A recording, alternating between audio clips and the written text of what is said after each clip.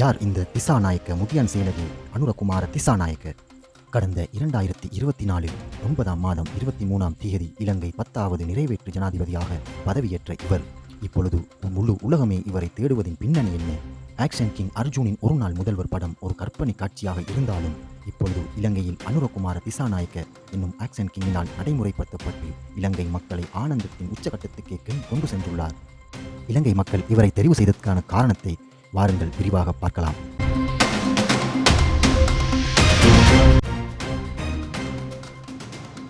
அனுரகுமார திசாநாயக்க பொதுவாக அவரது முதலெழுத்துக்கான AKD என குறிப்பிடப்படும் இலங்கை அரசியல்வாதி ஆவார். அவர் செப்டம்பர் 23, 2024 அன்று இலங்கையின் 10வது ஜனாதிபதியாக பதவியேற்றார். அவர் ஜனநல விமுக்தி பெரமுன JVP மற்றும் தேசிய மக்கள் சக்தி ஆகியவற்றின் தற்போதைய கட்சி தலைவர். அனுரகுமார திசாநாயக்க 1968ஆம் ஆண்டு நவம்பர் மாதம் 24ஆம் திகதி இலங்கையின் மத்திய மாகாணத்தில் மாத்தளை மாவட்டத்தில் உள்ள கலேவெல கிராமத்தில் பிறந்தார். அவரது தந்தை அலுவலக ஊழியர் மற்றும் அவரது தாயார் ஒரு இல்லத்தரசி. அவருக்கு ஒரு சகோதரியும் இருந்தார். திசாநாயக்க தம்புத்தேகம காமினி மகா வித்தியாலயம் மற்றும் தம்புத்தேகம மத்திய கல்லூரியில் கல்வி கற்றார். கல்லூரியில் இருந்து பல்கலைக்கழக நுழைவுக்கான முதல் மாணவரானார். அவர் தனது பள்ளி பருவத்திலிருந்தே JVPயில் ஈடுபாடு கொண்டிருந்தார் மற்றும் தனது பல்கலைக்கழக ஆண்டுகளில் மாணவர் அரசியலில் தீவிரமாக ஈடுபட்டார். 1987இல் அவர் JVPயில் இணைந்து முழு நேர அரசியல் நடவடிக்கைகளில் ஈடுபடத் தொடங்கினார். குறிப்பாக 1987 தொடக்கம் 1989 JVP கிளர்ச்சியின் தொடக்கத்துடன் திசாநாயக்க ஆரம்பத்தில் பேராதனை பல்கலைக்கழகத்தில் சேர்ந்தார். ஆனால் கிளர்ச்சியின் போது பாதுகாப்பு காரணங்களினால் வெளியேறினார். பின்னர் அவர் 1992இல் கலனி பல்கலைக்கழகத்திற்கு மாற்றப்பட்டார். அங்கு அவர் தனது படிப்பை முடித்து 1995இல் இளங்கலை அறிவியல் பட்டத்துடன் பட்டம் பெற்றார். திசாநாயக்க தனது பள்ளி பருவத்தில் இருந்தே JVPயில் ஈடுபட்டு 1995இல் JVPயின் பொலிட்ரோவில் இணைவதற்கு முன்னர் பல்கலைக்கழக மாணவர் அரசியலில் தீவிரமாக ஈடுபட்டார். 2000ஆம் ஆண்டு செப்டம்பர் மாதம் முதல் தேசிய பட்டியலிலிருந்து தேர்ந்தெடுக்கப்பட்ட திசாநாயக்க நாடாளுமன்ற உறுப்பினராக உள்ளார். 2004 முதல் 2005 வரை விவசாயம் மற்றும் கால்நடை நிலம் மற்றும் நீர்ப்பாசன அமைச்சராகவும் 2015 முதல் 2018 வரை எதிர்க்கட்சியின் பிரதம குரடவாகவும் பணியாற்றினார்.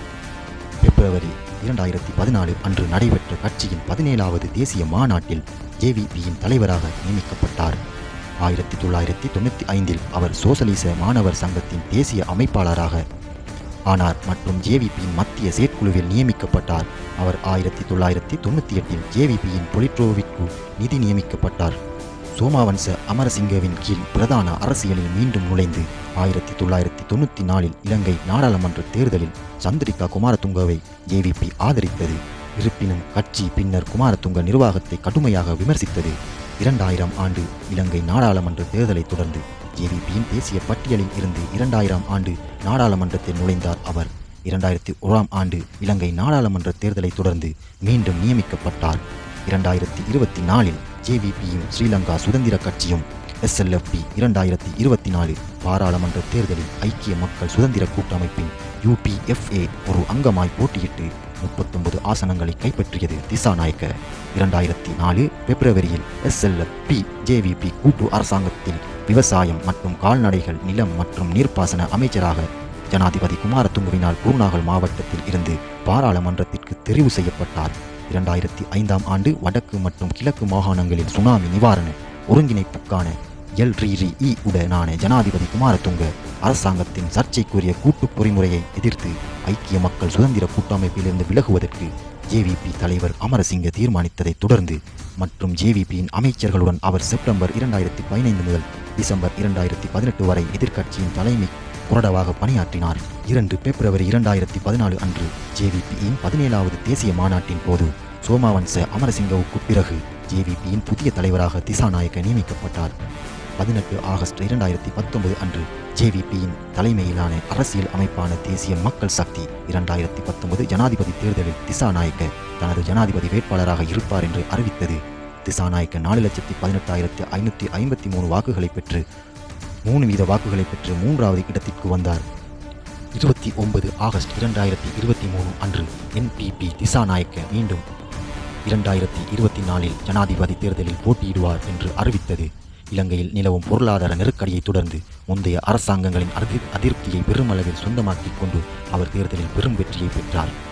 இலங்கை ஜனாதிபதி அனுரகுமார திசாநாயக்கவின் ஆட்சியில் இப்போது என்னென்ன மாற்றங்களை கொண்டு வந்துள்ளார், ஏன் மக்கள் அவரை கொண்டாடுகிறார்கள் என்று அடுத்த வீடியோவில் பார்க்கலாம். நன்றி.